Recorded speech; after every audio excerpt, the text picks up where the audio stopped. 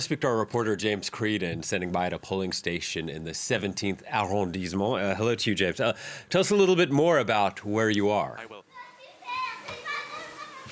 So we're in one of the 65 polling stations in the 17th arrondissement. There's around 900 dotted across the French capital. It's a lovely sunny morning here in Paris, and since 8 a.m.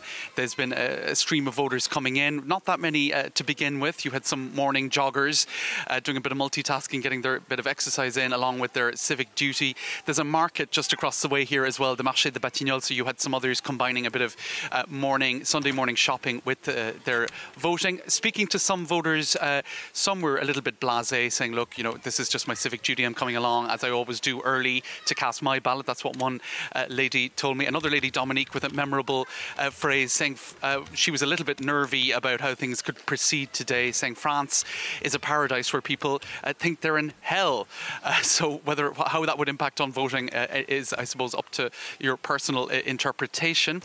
In any case, what we can tell you at this point is that there are a lot of people queuing up. You have actually two of the 65 polling stations side by side here in an elementary school, and long queues are forming going right out the door of this of the courtyard of this elementary school. Lots of children as well. There's a little playground here that I think parents are taking advantage of to keep their children occupied as they go in and cast their ballots. Now, we'll have our first indications of participation, voter participation, around midday. So in about an hour's time, we'll be getting those figures from the Interior Ministry. If you go back to 2017, voter participation was seen as stable at around 28.5%.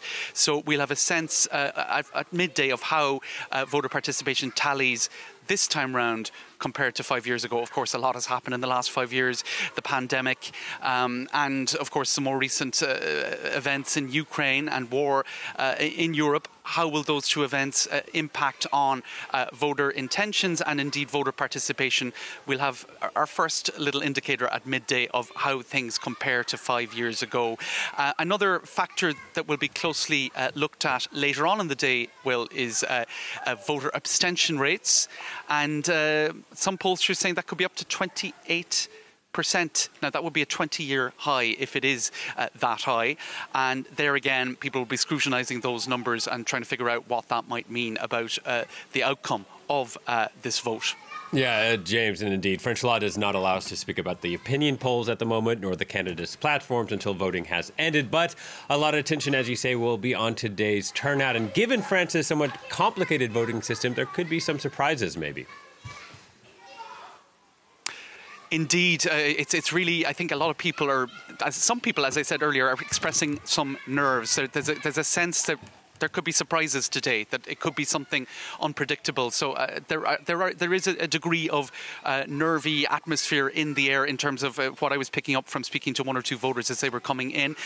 In any case, things ticking along as normal here. It's a very tightly managed procedure in the polling stations here in France. A lot of careful organisation of events. People coming in having to present their voter registration cards, their ID number at a first desk.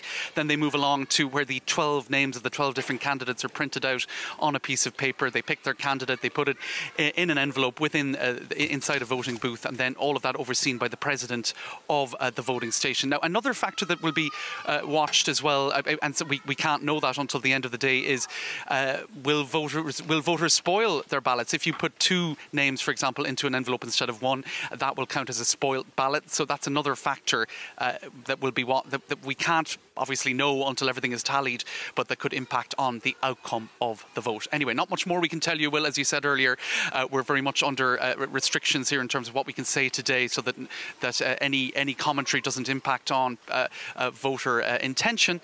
So things ticking along as normal. That's as much as I can concretely say for now.